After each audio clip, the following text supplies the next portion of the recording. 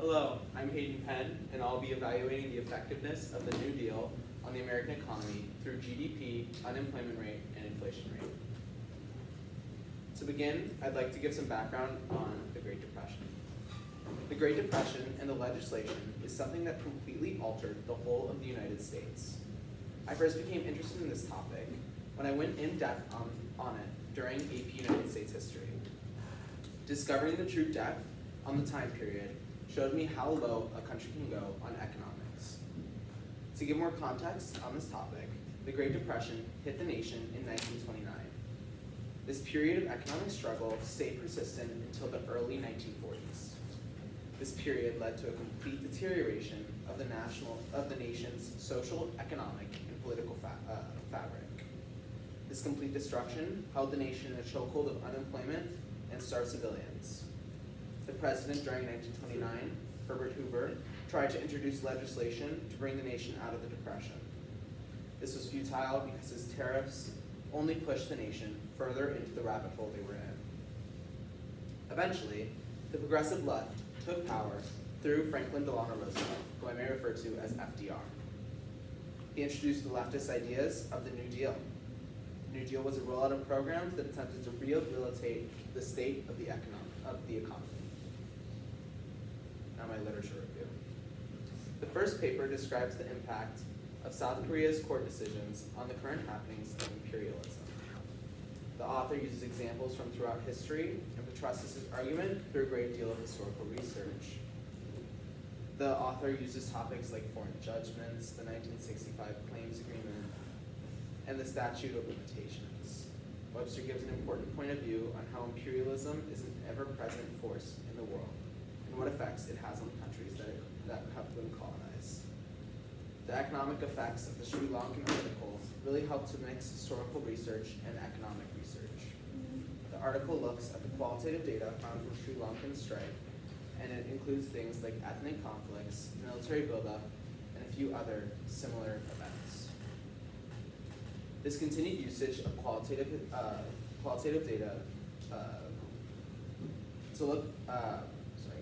This continued usage of qualitative data to look at the past and what leads to the future defines this research as historical. The last article examines how the change over time from women's rights to the continued acceptance of women's suffrage shows how significant historical research is to evaluate. The authors use political citizenship from this time period in order to compare the usage and ideas of women's suffrage to present day. All these are great bases that gave a deeper understanding of how historical and economic research can be blended. Now, my research question was, how did the New Deal affect the United States economy, specifically through correlation of the gross domestic product, inflation rate, and unemployment rate? Now, from my research, I plan to evaluate the effectiveness of legislative processes presented through the New Deal. I will begin by pulling figures that tell the GDP, unemployment rate, and inflation rate each year for the 16-year period I will be studying, 1929 to 1945. These three figures account for the evaluation economists usually perform on the economy. Testing the correlation between each of these will allow me to see the changes from year to year within the economy and how each figure affects one another. I will additionally be introducing the topics of the Civilians Conservation Corps, also known as the CCC, Agricultural Adjustment Acts, AAA, and the Works Progress Administration, WPA, in order to evaluate how they affected the individual figures I am measuring. Investigating how each program has affected the nation allows my research to take a look at how successful the legislation passed during the New Deal was. Moving on to the results, I wanted to start with a comparison of unemployment rate and GDP. The determination that unemployment rate and gross domestic product was found, and it has an extremely strong negative correlation. Throughout this time period, it is especially apparent due to the negative 0.872 correlation. The strong negative indicates that when one lowers, the other experiences a growth. This data establishes a clear and definitive answer to the question of correlation between unemployment and growth of GDP. Now, GDP and inflation rate. A relationship between the gross domestic product and inflation rate is additionally present. This relationship is demonstrated by a correlation of 0.550, which is a moderately strong. While this is a weaker relationship than past examples, it continues to present one between the topics at hand. This correlation essentially means the two are tied together semi-closely, and they both experience similar spikes and busts within the market. Lastly, there was a correlation between the inflation rate and the unemployment rate during this time period. The two are intertwined in the fact that throughout this time period, they have a correlation of negative 0.543. This means that the pair are negatively correlated, and each does better when the other is doing worse. This is an important relationship that highlights and it presents an important picture of job security at the time.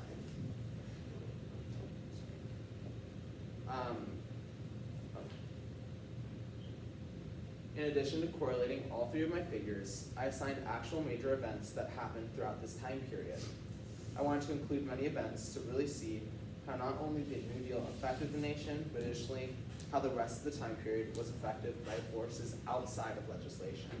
These things include 1929 with the major stock market crash that sent the nation into the Great Depression, the tariff that Herbert Hoover passed called the Smoot-Hawley tariff, which again threw them into a deeper rabbit hole. 1931 Dust Bowl, which was a drought throughout the whole of the country and ruined agricultural realities for most individuals, as well as the introduction of FDR with the rollout of the New Deal until 1936, until budget cuts were passed and once again the economy was threatened.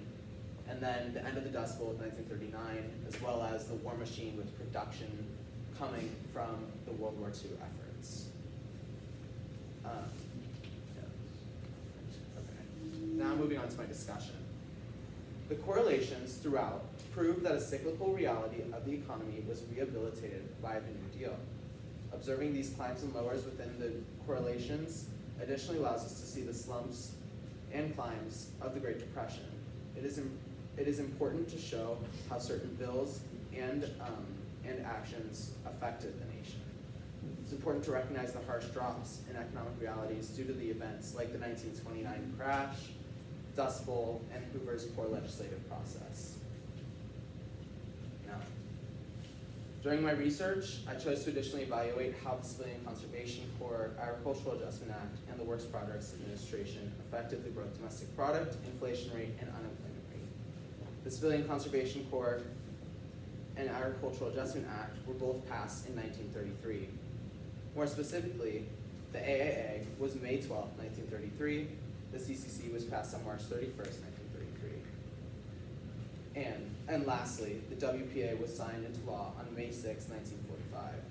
The passings of these programs were significant due to the fact in 1933, there was a 3% drop in unemployment rate, an increase of over $20 billion in gross domestic product, and a 7% increase in inflation rate, which greatly fluctuated during this time period with a 30% from negative 15% to 15%. And then, while in 1935, the unemployment rate dropped 4%, the GDP raised about $10 billion, and the inflation rate dropped about 1%. These are all pretty related to the passing of these programs, which really helped unemployment rate, as well as kind of began to rehabilitate the economy. Now, moving on to my limitations. While GDP, unemployment rate, and inflation rate present the reality of the nation's economic standings, they do not cover the whole story, because there are more niche ways to evaluate the economy. These ways of studies are hard to evaluate and cause for close evaluation of challenging, hard-to-find data. Specifically, honing in on these processes was challenging due to the time constraint that we have. Additionally, it is important to admit that correlation does not always mean causation or relation. Even though my data is highly correlated in some cases, there could be an off chance that it is unrelated. However, this is a risk that almost all correlational studies encounter. Now, I would additionally like to talk about the implications for the future I feel as though this research helped to provide how in a period of economic strife, economists, leaders, and politicians can pass legislation in order to rehabilitate the economy. Establishing a plan based on the New Deal allows for something that has proved to efficiently help the reality of the economic landscape. Additionally, I feel that finding information on mental health at the time and then correlating that along with my other figures would be a fascinating study to do separate. I think it could show how mental health has always been affected by mass opinions and the reality of the nation at the time. I initially think it could start to destigmatize the feelings that mental health is there. All right, thank you. Terrific. Thanks, Hayden. And I have a few questions for you before we wrap up. So for the first question, think back to your initial exploration of the scholarly conversation that first started you on this whole thing. How did that initial exploration ultimately affect your final research question? So when I began researching this topic, I kind of went into it with thinking about qualitative analysis of the topic, and I wanted to, so I started looking through firsthand accounts during the Great Depression and passing of the New Deal from economists. But I kind of found out that there isn't the most research to be found in that space because you have to search through databases. So it kind of shaped me into thinking, okay, I want quantitative data that I can actually study and create correlations or look at how each one affected with the date and passing of legislation. So that's kind of how I came across my study. Terrific. And then as a follow-up to that, how does your new understanding at the end address any gap you found in the research at the beginning? Okay. Well, I had kind of found that it was hard to find research that addressed both a correlation as well as the legislative processes that were passed in order to see how they kind of affected each other. So that's what I found immediately, and I was like, I can solve this by really honing in and looking at the different effects that each one can have on each other. Okay. And then finally, the last question.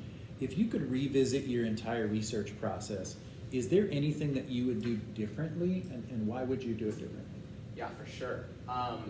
When I first started, for about 3 months, I was not looking in the right places. I wasn't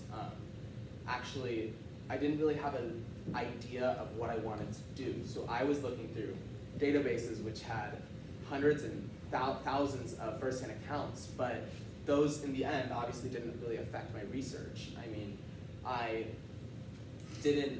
was looking through these databases through photos and art at the time and looking at all of these different stories and poems of their struggle during the time, and I couldn't find anything to necessarily hone in on and kind of grasp as research material. So I switched my plan over to an evaluation with the economy.